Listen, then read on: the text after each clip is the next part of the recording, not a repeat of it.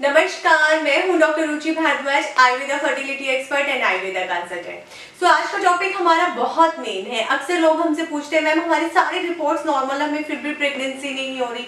तो ये वीडियो उन सारी बातों का आंसर देने के लिए है। सबसे पहले हम बात करते हैं आंकड़ों की।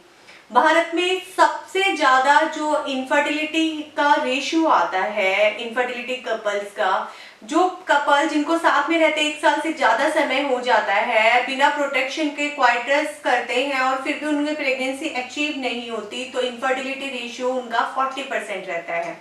40 में से भी हम ये कह सकते हैं कि 10% जो रेशियो है वो अनएक्सप्लेन इनफर्टिलिटी का है, यानी कि फीमेल की सारी रिपोर्ट्स नॉर्मल आती है, मेल पार्टनर की नॉर्मल आती है। अब बात करते हैं कि मैम ऐसा क्या मिस करते हैं जो अनएक्सप्लेन इनफर्टिलिटी होता है। अनएक्सप्लेन इनफर्टिलिटी में ज्यादातर देखा गया है कि हमारा आईवीएफ यानी कि जो हमारी मॉडर्न टेक्निक है वो भी सक्सेस नहीं होती है। तो उसके बाद पेशेंट आईवीएफ के बाद वो आता है आयुर्वेद में और वहां पर अनएक्सप्लेन इनफर्टिलिटी उसकी दूर होकर उसे सक्सेस मिल जाती है। तो ऐसा क्यों? सबसे पहले हम कारण जानते हैं। जहां पर हम अनएक्सप्लेन इनफर्टिलिटी की बात करते हैं तो अपनी 10 साल की प्रैक्टिस में मैंने देखा है कि जब कपल्स हमारे पास आते हैं, शादी को 4 साल हो गए हैं, 5 साल हो गए हैं, 8 साल हो गए हैं, तो उसमें सिर्फ और सिर्फ महिलाओं के टेस्ट इतने होते हैं और जब मेल पार्टनर के टेस्ट की बात की जाए तो उनका अभी तक 8 साल की इनफर्टिलिटी में, 4 साल की इनफर्टिलिटी में सिर्फ एक बार सीमन एनालिसिस हुआ है, वो भी जब महिलाओं को ट्रीटमेंट लेते 2 साल से ज्यादा का समय हो गया है तो डॉक्टर ने बोला और तब उसका टेस्ट करवा लिया।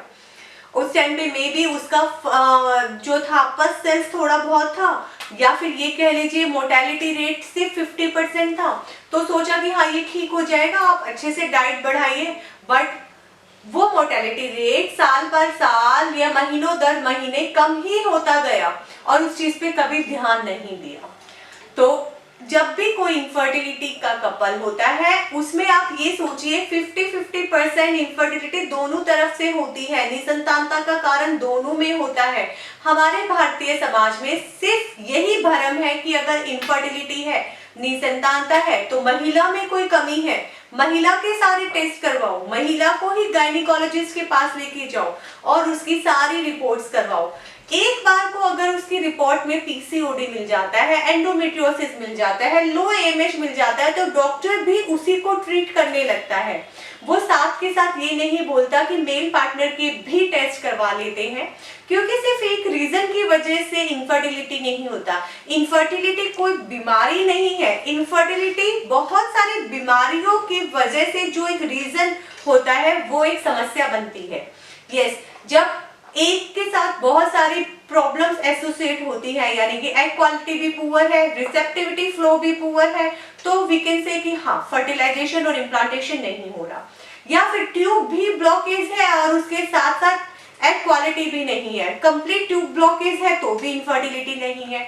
तो जब भी इनफर्टिलिटी के टेस्ट करवाएं तो मेक श्योर जब भी कोई कपल हमारे पास आता है तो देखा जाता है कि महिला का ट्रीटमेंट तो 2 साल चलते हुए हो गया, उसके बाद ही उसके पति की रिपोर्ट्स करवाई और उसमें बहुत सारा पस सेल्स मिला, एगुलेशंस मिले, तो उसको अवॉइड किया जाता है। उन सारे अगर उसको भी उसके साथ ही ट्रीट किया जाता तो अब तक दोनों फर्टिलिटी अचीव कर लेते, क्योंकि महिला का ट्रीटमेंट चल रहा है साथ में उनका भी चलता।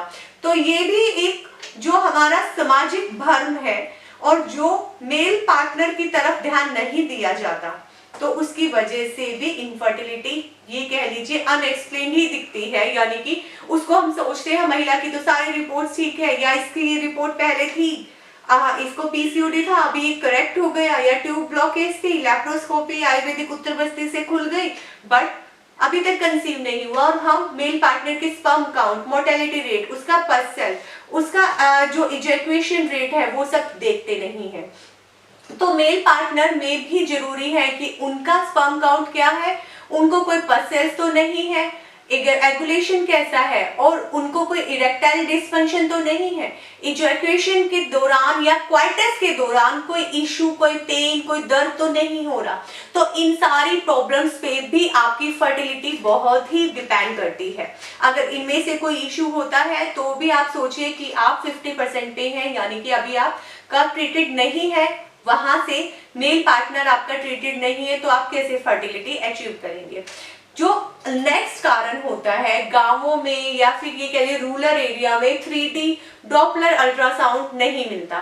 डॉपलर अल्ट्रासाउंड जिससे हमारा एंडोमेट्रियम बच्चा दाने की गद्दी की लेयर्स में रिसेप्टिव फ्लो का पता चलता है, वहां के वेसल्स में फ्लो कैसा है, कहीं वहां पे बिल्कुल वेसल्स में ऐसा तो नहीं कि बिल्कुल ही 20% फ्लो जा रहा है, तो इसकी वजह से भी कई बार कंसेप्शन नहीं होता।